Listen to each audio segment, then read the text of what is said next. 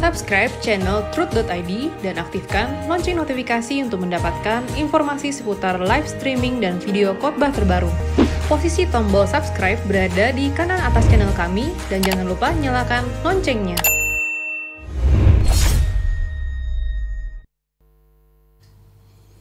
Shalom saudara sekalian, kita kembali mengikuti wanita surgawi.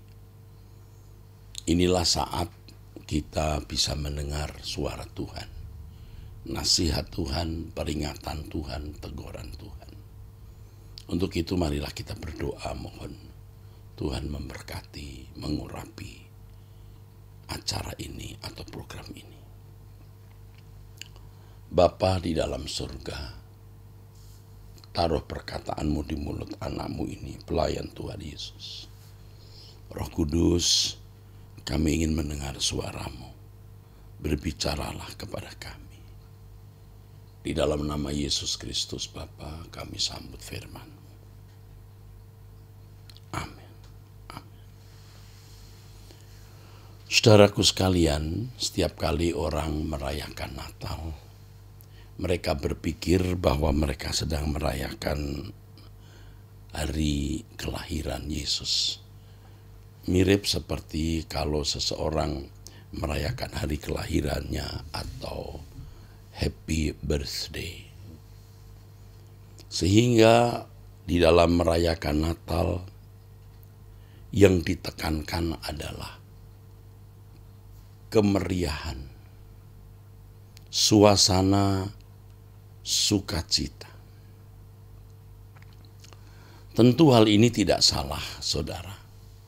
Kemeriahan merayakan Natal, menghadirkan sukacita dalam perayaan Natal, tentu bukan sesuatu yang keliru, saudaraku. Tetapi, tanpa disadari, penekanan yang berlebihan pada kemeriahan membuat makna Natal yang seharusnya direnungkan, dihayati, tersingkirkan, saudara. Dan ini terjadi di banyak tempat dan dalam waktu yang sudah lama. Dari kecil saya sudah menjadi orang Kristen. Saya menemukan dan melihat fakta itu. Saya pun termasuk bagian dari orang-orang Kristen yang dulu melakukan kesalahan tersebut. Tidak jarang Natal menjadi kesempatan untuk show bagi mereka yang tampil, ya, menjadi kebanggaan bagi pendeta yang bisa menghadirkan banyak orang di dalam acaranya, saudaraku. Dan banyak lagi agenda-agenda pribadi di dalam perayaan dan acara-acara Natal. Tentu saja hal ini mendukakan hati Tuhan. Saudaraku, harus diingat bahwa tanggal 25 Desember belum tentu, ya, itu hari tepat kelahiran Yesus. Belum tentu. Kalau sebagian orang Kristen menganggap bahwa kelahiran Tuhan Yesus itu tanggal 24 Desember jam 12 malam. Saya pernah mendengar seorang teman yang berasal dari wilayah Indonesia bagian timur. Kampungnya begitu mensakralkan hari kelahiran Yesus tanggal 24 Desember jam 12 malam. Dia bercerita bagaimana mereka menantikan tanggal jam 12 itu, tanggal 24. Karena dianggap itu momen yang sangat sakral. Kata teman ini, Kalau jam itu ada ayam yang berkokok, tentu biasanya berkokok pada pagi hari, tapi belum jam 12 malam sudah berkokok. Dibunuh, dipotong ayam itu. Wah, geli juga mendengarnya, saudara. Tentu saya hanya mendengar, saya tidak melihat fakta, tetapi saya kira teman saya bercerita tanpa ada maksud apa-apa. Natural saja cerita. Dan saya lebih yakin benar. Bisa saja demikian, saudaraku. Kalau tanggal 25 juga kemudian menjadi hari sakral. Ini kesaksian yang benar-benar saya alami. Suatu saat di gereja di mana saya menjadi gembala, waktu itu masih kecil, saya masih muda, tidak mengadakan Natal tanggal 25. Saya pindahkan harinya. Jadi tanggal 25 itu tidak ada acara Natal sama sekali, saudara. Apa yang terjadi, saudara? Ada semacam protes. Ada semacam demo yang dilakukan oleh jemaat. Ini juga saudara-saudara yang berasal dari wilayah Indonesia bagian timur, ya, dimotori oleh mereka. Akhirnya karena waktu itu saya tidak ingin ada gejolak, saya juga masih muda, jemaat juga masih baru sedikit jumlahnya juga, saya mengalah.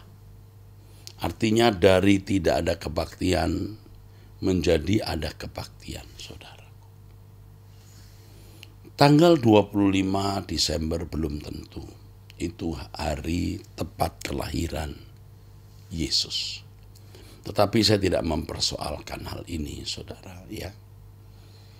Yang saya persoalkan adalah bagaimana kita benar-benar memaknai Natal. Ya, supaya ketika kita merayakan Natal, kita merayakannya dengan tindakan, sikap, perbuatan, dan aktivitas yang benar-benar menyenangkan hati Tuhan. Saudara, yang penting di dalam merayakan Natal, kita pertama mengingat, yang kedua mendeklar, ya, menyatakan secara terbuka fakta anak Allah menjadi manusia. Anak Allah, ya, bukan Allah, ya. Kalau Allah Bapa tidak pernah menjadi manusia, tetapi anak Allah, bukan Allah anak juga, anak Allah. Di dalam Alkitab saudara tidak akan pernah menemukan Allah anak sebenarnya, yang ada anak Allah. Anak Allah menjadi manusia, ya, yang dikatakan Bapa sebagai utusannya. Hal ini, saudara, tidak bisa tidak mau mengingatkan kita adanya masalah besar yang dialami manusia. Manusia yang telah jatuh dalam dosa. Dikatakan dalam firman Tuhan Roma 3 ayat 23, kehilangan kemuliaan Allah. Atau tidak mencapai, tidak memenuhi kemuliaan Allah. Harus diubah. Setuju kata kalimat harus diselamatkan. Tetapi kalau hanya kata diselamatkan tanpa ada pengertian diubah, ini bisa salah, saudara. Sebab penyelamatan itu adalah perubahan. Jadi bukan seperti yang dibayangkan banyak orang Kristen dengan kedatangan Tuhan Yesus Kristus ke dunia. Siapa yang mempercayai fakta ini, fakta sejarah bahwa anak Allah, ya, mengenakan tubuh daging, ya, lalu masuk surga. begitu simpel tetapi ngawur, saudara. Dan itu yang pasti ada di dalam pikiran banyak orang Kristen. Banyak berarti tidak semua ya. Mempercayai fakta kelahiran Tuhan Yesus Kristus. Mempercayai fakta kelahiran Tuhan Yesus Kristus. Lalu tidak masuk neraka. Terhindar dari neraka. Masuk surga. Nah, orang-orang Kristen seperti ini pasti tidak memahami bahwa maksud keselamatan itu perubahan. Ya, perubahan atas karakter, keberadaan, dan kodrat manusia. Keselamatan bukan sekedar perubahan status, dan dengan perubahan status itu seseorang dengan mudahnya masuk surga. Dari status bukan anak Allah, lalu mempercayai fakta kelahiran Yesus dan mempercayai bahwa Yesus juru selamat, berubah statusnya jadi anak Allah, lalu hal itu sudah merupakan jaminan ya, untuk masuk surga. Ajaran yang salah ini mendarah daging di banyak orang Kristen. Tentu tidak semua. Dan ini menyedihkan, saudaraku, menyedihkan.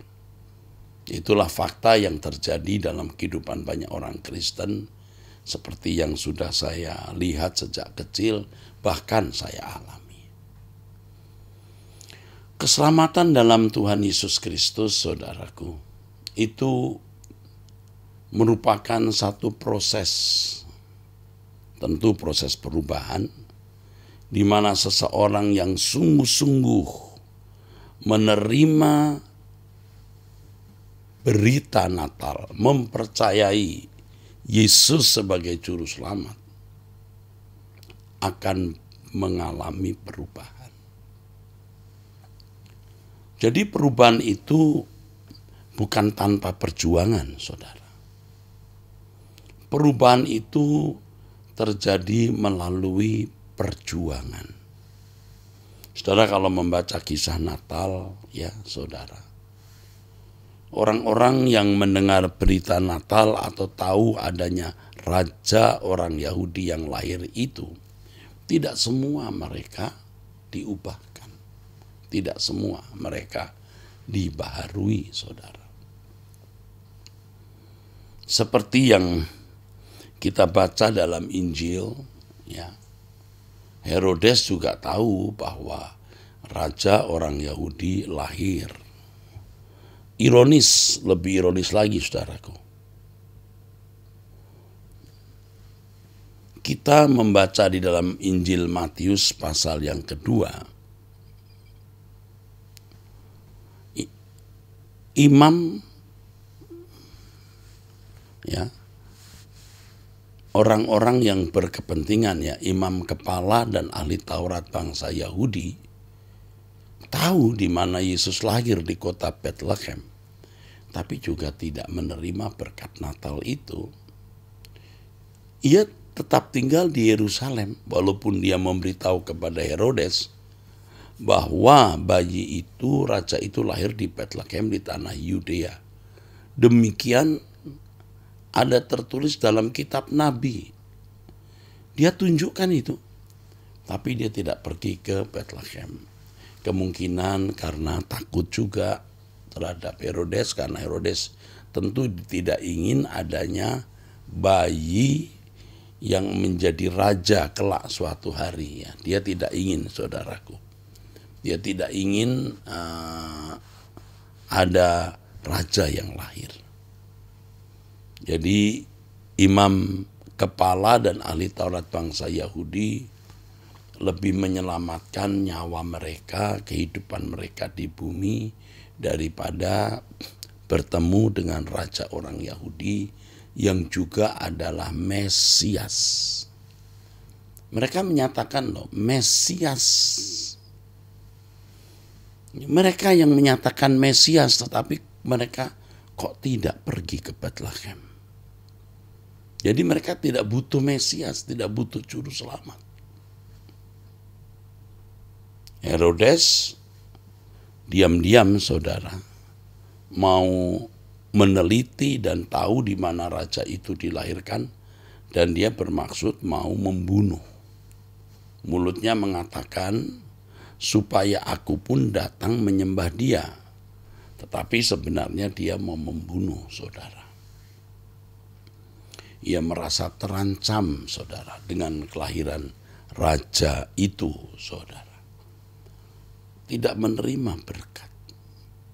Berbeda dengan orang-orang Majus yang datang dari timur. Tentu mereka menempuh perjalanan, mempertaruhkan nyawa mereka, lalu menganggarkan biaya perjalanan. Demikian pula gembala-gembala di padang Efrata yang ditulis dalam Lukas pasal 2. Ketika mereka mendengar berita dari para malaikat, mereka segera pergi beranjak dari tempat mereka itu ke Bethlehem. Jadi saudaraku, tidak semua orang yang merayakan Natal itu menjumpai Tuhan Yesus. Kalau bulan Desember orang-orang Kristen merayakan Natal rame-rame dan hampir-hampir tidak ada orang yang tidak merayakan Natal. Maksud saya, hampir-hampir tidak ada orang Kristen yang tidak merayakan Natal. Ya tentu ada juga yang tidak mau merayakan Natal. Mereka yang mengatakan bahwa Natal itu produk budaya kafir, mereka tidak mau merayakan. Ya, tapi tidak perlu saya bahas mengenai hal ini secara mendalam.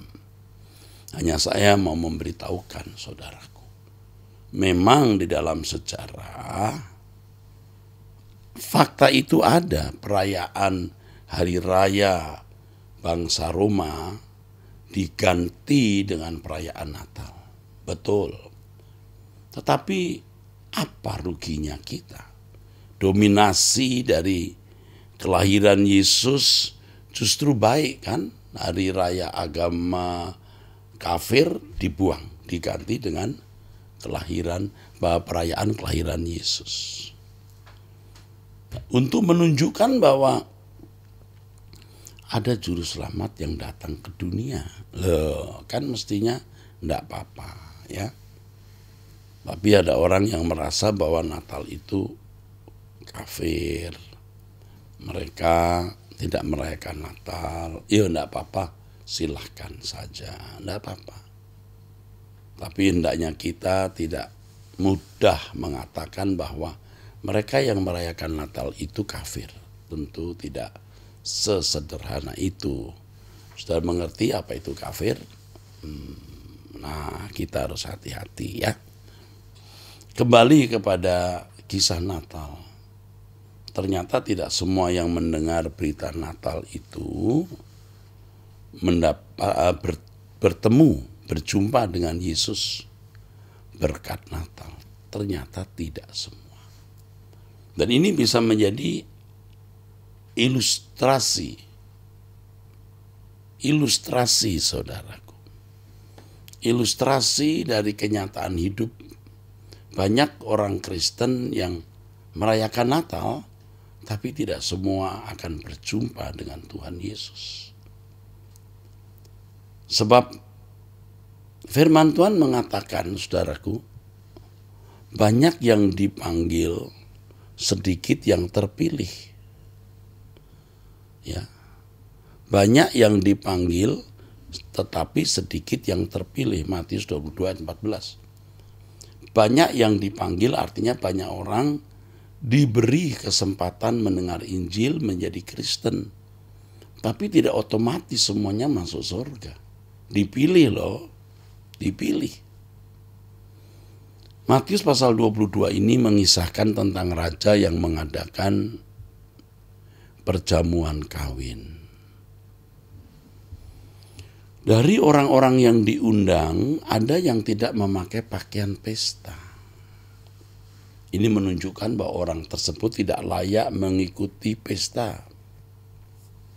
Ini pesta yang diselenggarakan oleh raja, ya. Pakaian pesta menunjukkan sikap hormat kepada raja itu. Ya. Lalu apa yang dilakukan raja itu? Ikatlah kaki dan tangannya dan campakkanlah orang itu ke dalam kegelapan yang paling gelap. Di sanalah akan terdapat ratap dan kertak gigi. Ayat ini langsung menohok bahwa perumpamaan tentang bangsawan yang mengadakan atau raja mengadakan perjamuan kawin ini menunjuk Allah yang mengundang orang untuk masuk kerajaan surga. Dan mereka ternyata harus memenuhi syarat atau bersyarat. Hati-hati dengan pernyataan bahwa keselamatan itu tidak bersyarat. Hati-hati dengan pernyataan bahwa keselamatan itu gratis. Hati-hati bukan berarti saya menolak kebenaran bahwa keselamatan itu anugerah, diberi cuma-cuma. Benar. Dari pihak Allah, Allah memberi cuma-cuma. Tidak menuntut amal, kebaikan, sikap dari kita. Tidak menuntut sama sekali. Ya, tidak menuntut sama sekali. Jadi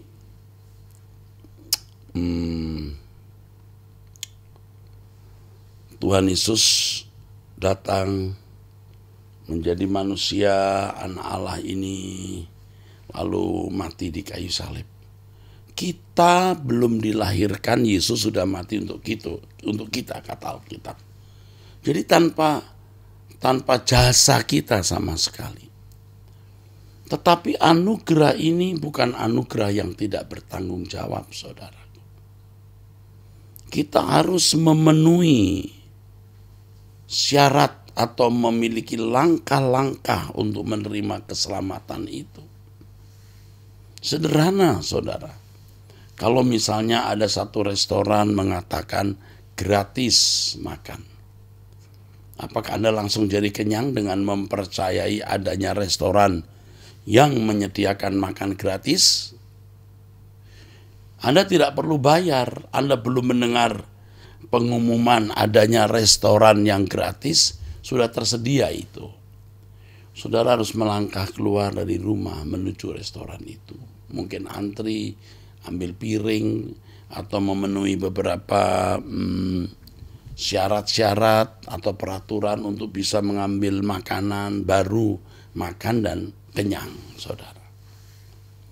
Sama dengan orang-orang Majus dari timur, bisa saja berbicara panjang lebar mengenai adanya bintang yang menunjukkan adanya raja orang Yahudi yang lahir. Tetapi orang-orang Majus masih tetap di negerinya, bisa, tidak perlu pergi. Pertaruhannya berat dan mahal. Tetapi orang Majus tidak begitu. Mereka keluar dari negerinya, mempertaruhkan nyawa, menganggarkan biaya, saudara. Begitu pula gembala-gembala di padang Efrata keluar dari mereka memiliki tempat untuk mereka ada di padang gurun, di padang rumput itu, menjaga dombanya mereka keluar dari tempat itu. Sama kita juga harus keluar dari keadaan kita yang tidak layak untuk masuk surga. Ya, saudara percaya Yesus sebagai Tuhan dan Juru Selamat tidak otomatis selamat. Karena percaya itu sebenarnya bukan hanya ucapan, bukan hanya aktivitas nalar akal kita. Percaya itu tindakan, saudara. Jadi naif sekali kalau pengertian orang beriman hanya percaya Allah itu esa. Yakobus menulis, setan-setan pun percaya dan gemetar, saudara. Jadi itu belumlah iman yang menyelamatkan. Mestinya mempercayai ya ada Allah yang esa. Itu mutlak, saudara. Tetapi bukan berarti kalau sudah mempercayai Yesus itu adalah Tuhan dan Juru Selamat, lahir di kota Bethlehem, lalu kita distempel masuk surga. Wah, murahan sekali keselamatan seperti itu.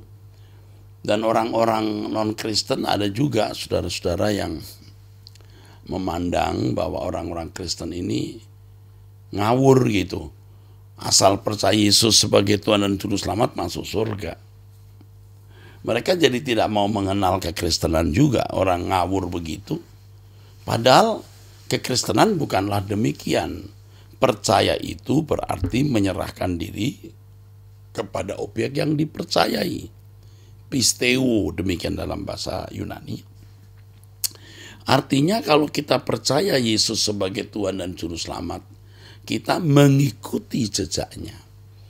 Kita menuruti apa yang Tuhan kehendaki untuk kita lakukan. Dengan menuruti kehendak Tuhan, mengikuti teladan hidupnya, maka terjadi perubahan, saudara. Maka terjadi perubahan. Ingat ya saudara, percaya itu tindakan. Ada urusan dalam kata percaya itu, ada kegiatan, saudara. Saudara ketemu orang di jalan, lalu orang itu berkata, percaya kepadaku. Kita melipat dahi. Maksud Anda apa? Maksud Anda apa? Orang itu berkata lagi, percaya padaku. Nggak ada urusannya percaya.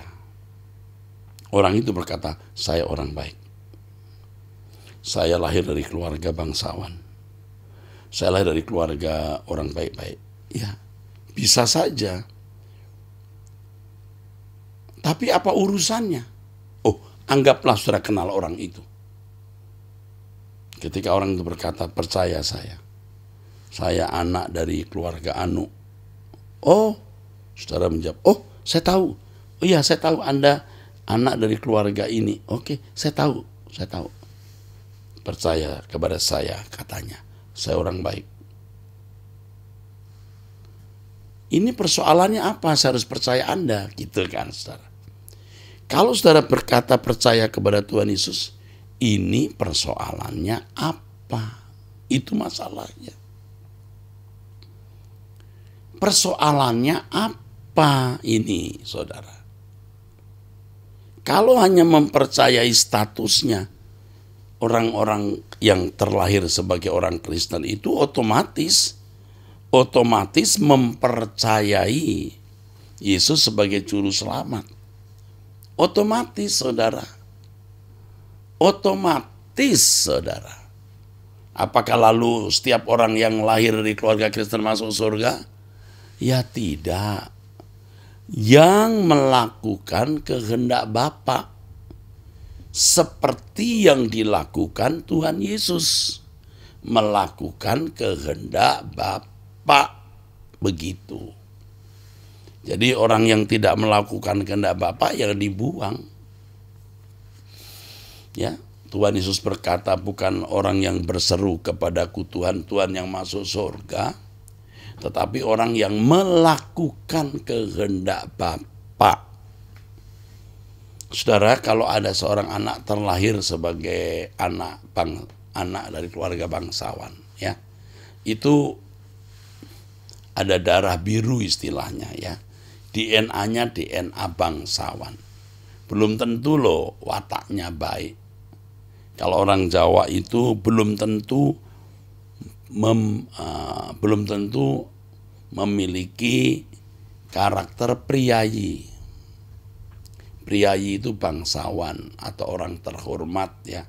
Pengertian priayi itu bisa berarti keluarga bangsawan, tapi juga bisa berarti keluarga baik-baik yang sangat terhormat, yang perilakunya santun. Anak dari keluarga bangsawan belum tentu berjiwa priayi. Belum tentu.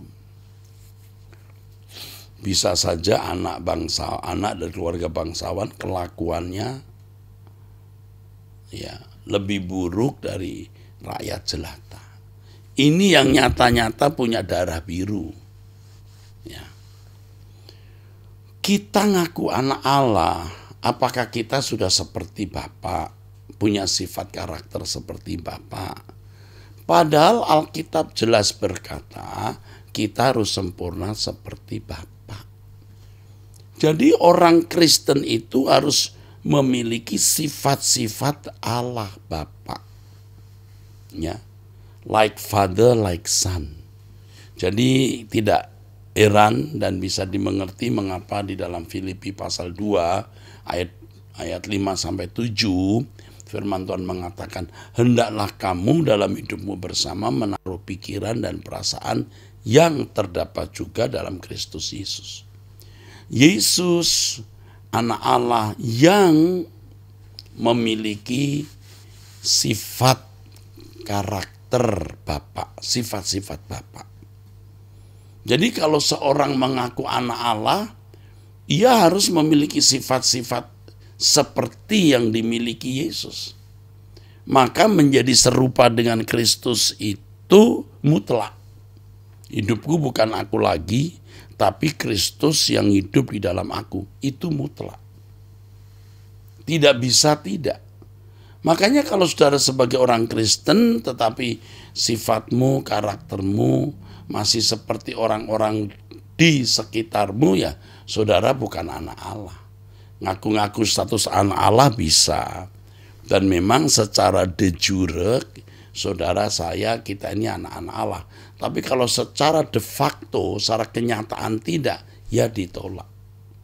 Secara hukum anak Allah betul, tapi secara de facto bukan anak Allah, dibuang. Secara kenyataan harus bisa menerjemahkan sifat karakter Bapa di dalam kehidupan kita atau mengenakan sifat-sifat Kristus yang penuh belas kasihan, pengampun, mengasihi sesama, bahkan musuh-musuh, orang-orang yang memusuhi kita dalam kekudusan dan kesucian yang sesungguhnya. Itu yang Tuhan kehendaki kita lakukan. Nah, keselamatan itu membawa perubahan bagi orang yang merespon keselamatan dengan baik.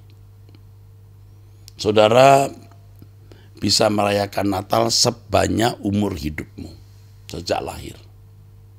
Tetapi kalau saudara tidak mengalami perubahan pada tingkat atau sampai tingkat serupa dengan Yesus, Anda tidak akan dikenal. Percuma. Betul, percuma. Yesus bisa lahir 10 kali di kota Bethlehem. Kalau dia tidak lahir di hatimu, di hatiku, dan bertumbuh dewasa. Bukan hanya lahir, bertumbuh dewasa.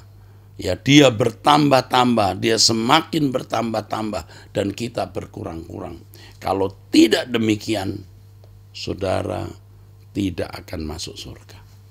Jadi kasihan ya saudara, orang merayakan Natal dengan suasana meriah, euforia, tapi itu semua tidak membawanya kepada keselamatan. Oh, mereka hanya beragama Kristen dan merayakan Natal seperti merayakan hari kelahiran seseorang. Ini benar-benar celaka, saudara.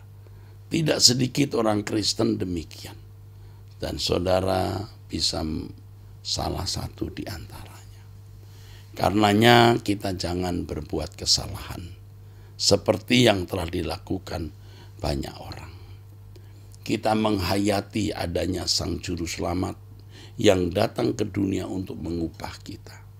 Setiap kali kita merayakan Natal, kita diingatkan bukan saja adanya Juru Selamat, tapi juga tanggung jawab untuk terus bertumbuh, terus berubah, sampai kita menjadi sempurna seperti Bapa atau menjadi serupa dengan Yesus. Begitu saudara-saudaraku. Setiap kali merayakan Natal kita diingatkan adanya tugas tanggung jawab yang harus kita penuhi. Panggilan yang harus kita penuhi.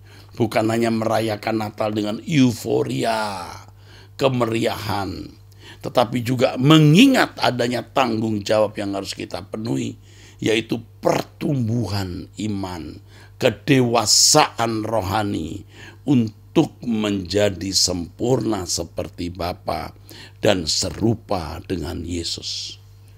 hanya orang-orang yang sempurna seperti Bapa dan serupa dengan Yesus yang akan masuk menjadi anggota keluarga kerajaan Allah, saudaraku. Jadi berjuanglah. Jangan berhenti berjuang. Dengan demikian menjadi orang Kristen berarti melewati jalan hidup yang berat. Melewati jalan hidup yang sulit. Sebab menjadi orang Kristen yang mengaku Yesus sebagai Tuhan dan Juru Selamat harus serupa dengan Yesus. Ya, tidak semua orang Kristen benar-benar Kristen. Sebab Kristen yang benar itu seperti Kristus. Sesuai dengan kata Kristen itu sendiri. Kiranya Tuhan memberkati saudara. Amin. Terima kasih Bapak untuk nasihat yang kami terima pada kesempatan ini. Segala hormat bagimu Bapa, dalam nama Tuhan Yesus Kristus. Amin. Tuhan memberkati saudara.